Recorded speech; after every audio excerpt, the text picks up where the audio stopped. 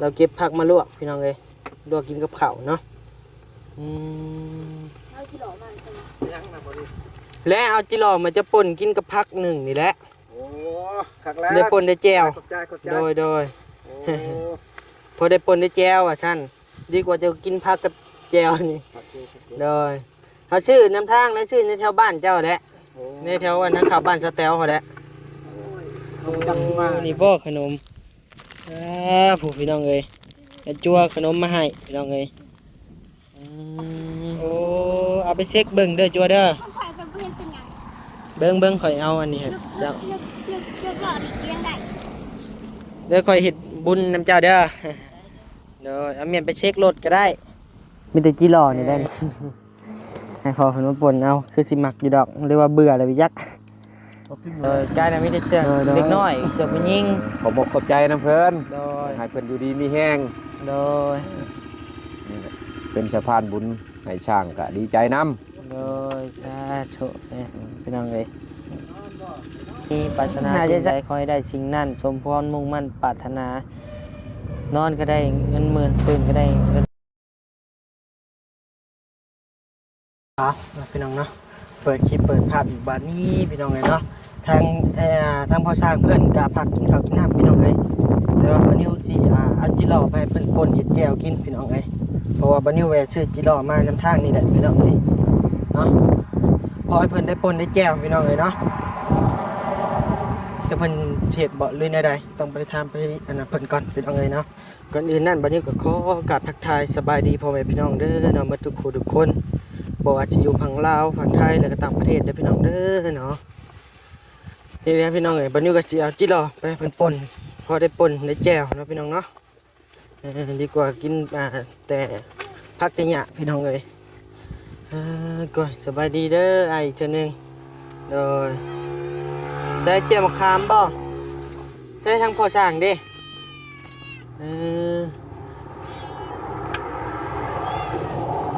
เดี๋ยวพอสร้างมาก่อนพี่น้องเอ้ยเนาะเดี๋ยวพี่น้องเอ้ยเราเก็บผักมาลวกพี่น้องเอ้ยลวกกินกับข้าวเนาะและเอาจิหล่อมาจะป่นกินกับผักหนึ่งนี่แหละโอ้ขักแล้วได้ป่นได้แจวโดยพอได้ป่นได้แจวอ่ะท่านดีกว่าจะกินผักกับแจวนี่โดยเขาชื่อน้ำทางและชื่อในแถวบ้านเจ้าแหละในแถววันนั้นข่าวบ้านสแตลเขาแหละเขาจักสิมาก็ให้เอาแวเอาเข่าขึ้นมาให้ได้แล้วเข่าบ่มาเป็นมือหน้าก็ได้สบุญสิมาบ่มือนี่บ่เพิ่นโทรหาแต่เช้าเพิ่นไปทางอื่นเดี๋ยวแต่เก่าเพิ่นว่าสิมาบ่เป็นหยังดอกโดยแต่ว่าเฮาไปซีเข้าวันนี้เลยโ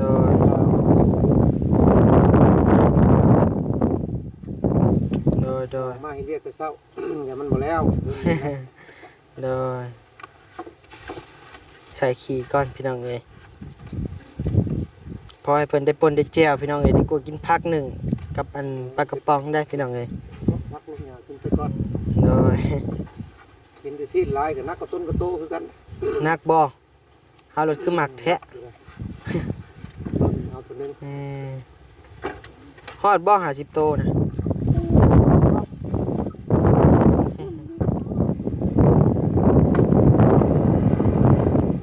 เอาเดี๋ยวให้ทั้งพ่อสร้างเป็นเห็ดก่อนพี่น้องเอ้ยเนาะให้เป็นเห็ดของอยู่ของกินเพิ่นป่นสิป่นบ่หรือในใด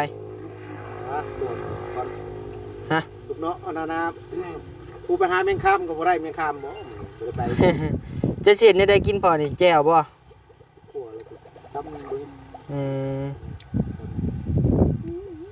เห็ดโลดบ่จะอย่างในใดเห็ดโลดเอาพี่น้องเอ้ยเดี๋ยวให้เพิ่นเห็ดก่อนเนาะโดยได้จั่วเอาขนมมาให้บ่เอาให้ขน้อยบ่หรือเอาให้อันน้องเพิ่นให้คอยนี่บ่โอ้โดยแล้วเพิ่นเอาขนมมาให้นี่ความเพิ่นใจดีน่ะโอ้นี่บ่ขนมผู้พี่น้องเอ้ยจั่วขนมมาให้พี่น้องเอ้ย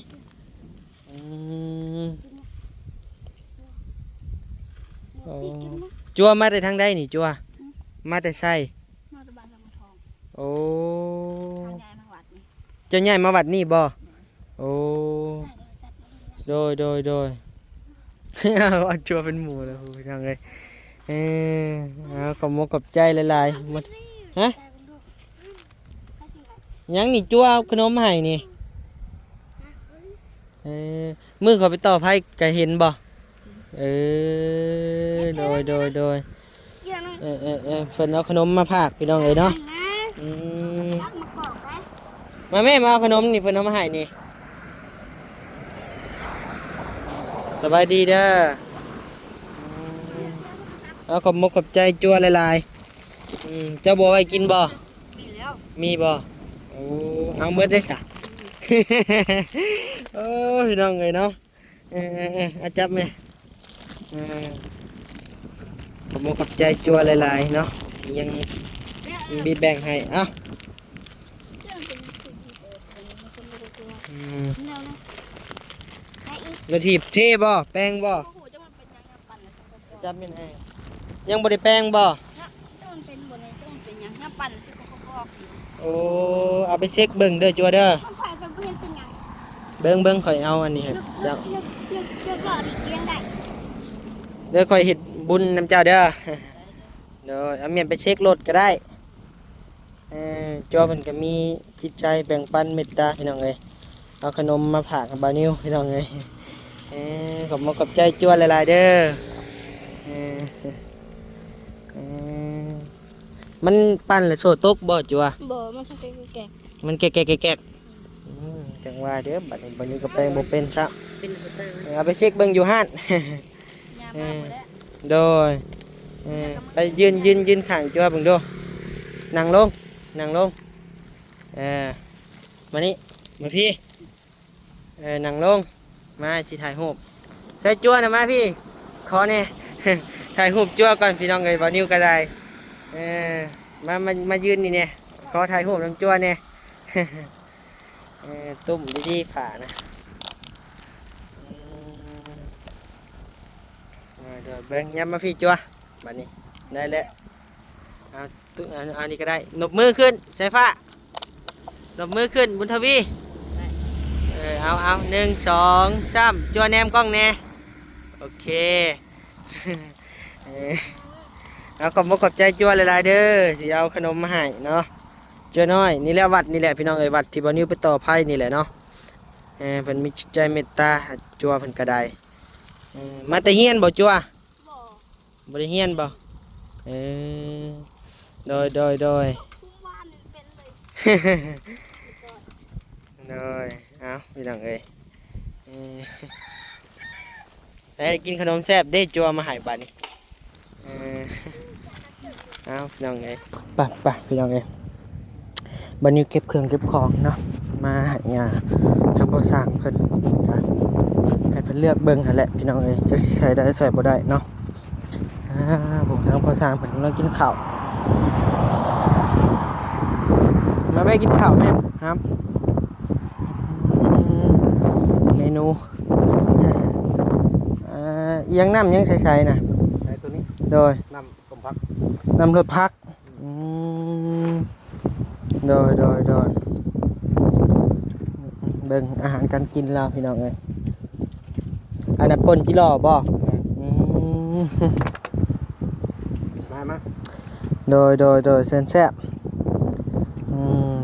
เดี๋ยวแล้วง่ายไปตาย โดยเบิ่งตั้งนั่งก่อนวันนี้ก็ได้ต่อตาแซ่บพี่น้องเอ้ยนั่งนี่แหละปลากระป๋องอันนี้อาหารทะเลพี่น้องเอ้ยป่นกับป่นแต่บ้านๆเลยพี่น้องเอ้ยบ่มีผักเนาะบ่มีผักบ่มีหยังป่นชุกบ่พอ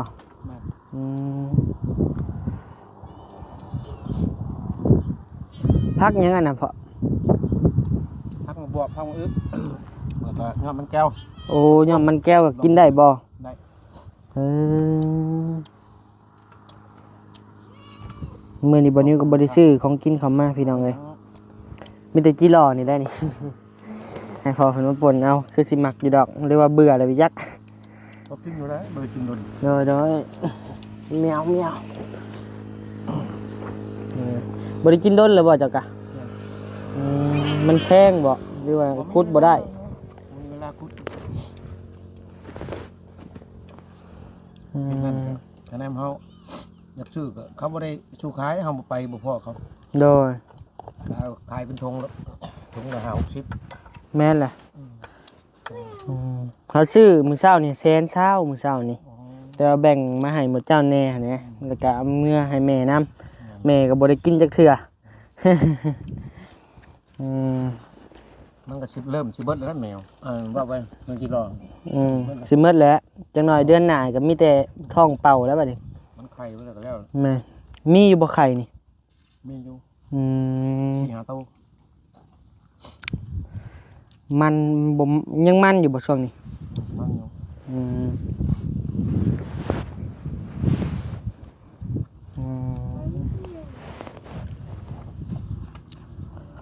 เฮาก็กินขนมอิ่มกินนี่อันจัว ประเภทนี้ก็ยังบ่แล้ว บ่แล้วบ่ ตู้ปลากระป๋องมี เอ น้ อ ำเป็นกระปุ่นกระปะแล้ว เฮาลดขนมจัวมาให้เฮาน่ะได้อยู่พอห้องๆไปอืม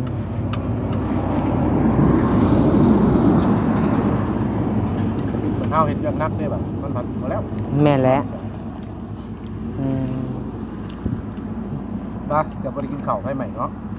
เกือบเนาะ ธรรมดาอยู่ โดย บก อืม แรงมาให้เพิ่นมากินข้าวเย็นพอแล้ว โดย เจ้าเนี่ยอุ่นข้าวเย็นยังหลายอยู่ โดย หนึ่งตัวนี้ใช้เพื่อตัวแรงเลย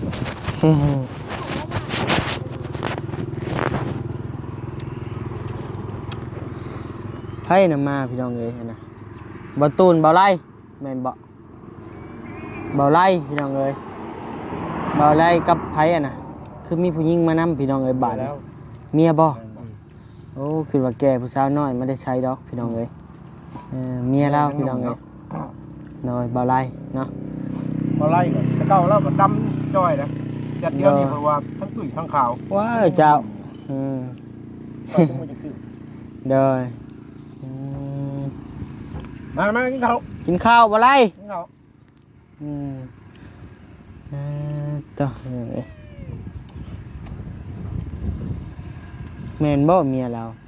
บ่แม่นผู้หญิงติอันนี้ ก็เป็นยิงแหละเมียแล้วเป็นยิงมันก็ไม่ใช่ทำแม่นบ่ เนี่ยว่าหมู่เราผู้หญิงบ่อันเอาเดี๋ยวเลย ก็แปลว่ามาเมื่อไหร่ทุกโมเมนต์พวกนี้เอาอีกแล้ว เอาอีกแล้วติแต่โก้อีกแล้ว โมเมนต์นะครับว่าผู้ชายมาหมดแต่คนตอบไม่นั่นโมเมนต์ผู้ชายมากับใครมากับปอตูนหมดอะไรแม่นบ่ ฮะ เป็นประธานป้องมาเมื่อไหร่ โดย อะไรมีแล้วอ่ะมีอะไร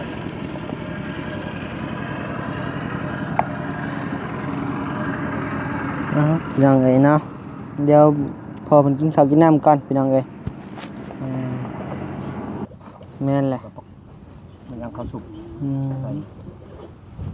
ตัวอะไรหิวว่าห้อยเวียกม่วนเมื่อยเลยกินยังกระแซบ แม่นแหละ นอนอยู่ซื่อกันโอ้ย มากินพักหน่อยแล้วแหละ บ่ได้คือว่ากินกับบ่ได้หลายกันเฮาบ่ได้เวียก แม่น คือแบบพักกับอันนี้กับตะกะแตนจิรอนี่แซ่บพี่น้องเอ้ยคุยใส่รถ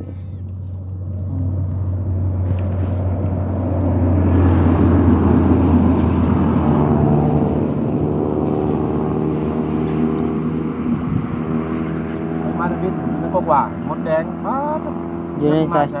กกนะบ่กกหว่าบ่น่ะ แม่น เออ อยู่ก็บ่ได้มึงมาต่อไผแล้ว เออ เมื่อถ่าจังเพิ่น โดย ก็ไปหาซื้อปักปืนปักไฟหาครบมาแล้ว อืม คนสิมาคิดอยู่คันโมเมนต์ไปบุญชงเรือยันเขาในบ้านบ่ ไปบุญสงเฮือมื้อน่ะพาน้องๆเพิ่นไปบุญสงเฮือ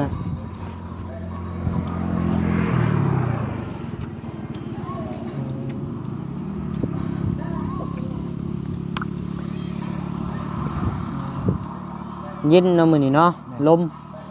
ใครแต่บ่แห้งปานใด ฮอดอยู่นะนี่ก็ต้นกระโดนฮอด เด้อ ขึ้นนี่แต่ว่าแรงก็ฮอด แมว มันอยากมันกิน แมวมันหลักสวบเข่าแล้วพี่น้องเอ้ย นั่นมันกินข้าวไปจ้ะนั่น หามหาม เคยกินโดน มาเกลือแมวจะแน่นี่ เอานี่เอาไป เอาไปกินไป โอ้ข้างในกันคือบ่เห็นสุกเกลือลงไปเกี่ยวข้าวแต่เช้าขึ้นมา เดี๋ยวมันหิวเข่าลินี่นะ เจ้าไปกิน ยังขนมนี่ยังกิน เนี่ยมันแล้วมันเคยได้กินไหม มันหมักปลากระป๋องนะเบิ่ง แม่นต้องชี้แต่บ้านมันช้ำเนาะ 2ได้2 4เด้ไปเอามันไปเกลือไป เกลือเอาไป เกลือมานเด้อหามเอาหัวอาหารในะเกลือมัน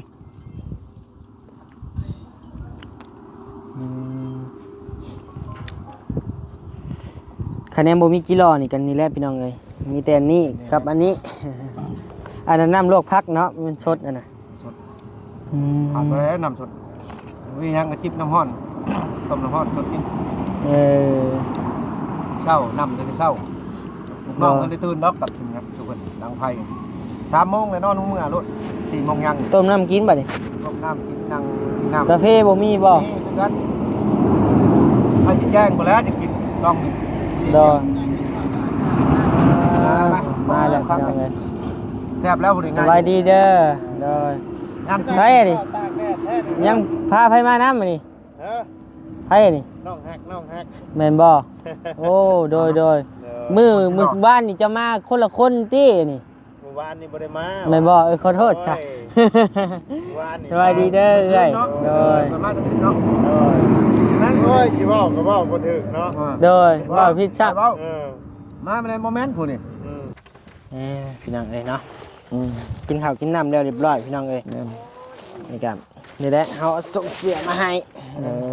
แกะเบิ่งมึงดูนะมี ใจขอบใจ ถอกรถถอกลงรถเลือกเบิ่งเลือกเบิ่งพี่น้องเอ้ยขอให้เราได้ใส่พี่น้องเอ้ย เขาได้ลงที่นี่ นี่พี่น้องเอ้ยมีแต่เสื้องามๆใหม่ๆเลือกเบิ่งมักตัวใดแบบใด เชื่อ พอดีอยู่บ่หมดนี่ ลงเรียกใบยุด ส่งเสื้อเดี๋ยวนี้ก็เอาเมียนใส่ไปงานไปหยังเนาะพี่น้องเนาะใช้ลงซบมึงดูนะพอยาวซบเบิ่งพอดีอยู่บ่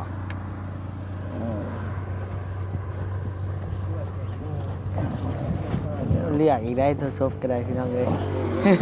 เดี๋ยวมันเขินเลย พอดีเป๊ะเลยเนาะผู้ ผัดโยมันก็ พอดีเป๊ะเลยพี่น้องเอ้ย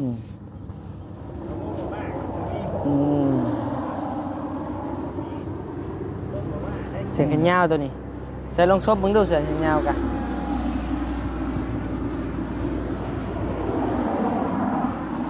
ปล่อยเราได้ใส่พี่น้องเอ้ยยามหนาวเนาะเสื้อแขนยาวกับมันกับโบเป็นของใหม่ดอกพี่น้องเอ้ยของมือสองแต่ว่ามันกะมันเวิบโอ้พอดีเลยเลยพี่น้องเอ้ยหักแค่แล้วยาวโคตร ทางเงาคือวันนั้นคือ สั่งยาวต่อเขาบอกเจ้าคือสิใส่ไม่อันได้หมดอยู่เขาเบิ่งนี่ ได้อยู่ มันพอๆกันหมดเลยเด้ครึ่งเบิ่ง ได้อยู่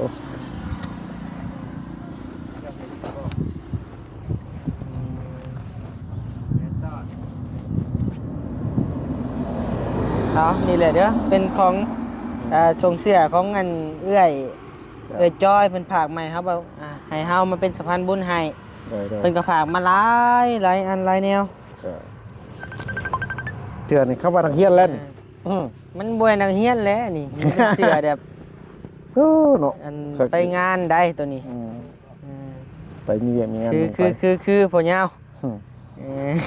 เสื้อแขนยาวเลือกมามันบ่หลายมันบ่มีได้เสื้อแขนยาวนะ ขอบใจ โดย นัดผัดไทยกัน โดย เห็ดเวียกเห็ดงาน มันเป็นเครื่องของเอ้ยจ้อยเด้อพอสร้างเด้อ จ้ะ ที่เพิ่นผากมาให้เฮาก็หลายสอบเติบแล้วแต่ว่ามันก็เลือกมามันก็ได้แต่ซำนี้นะ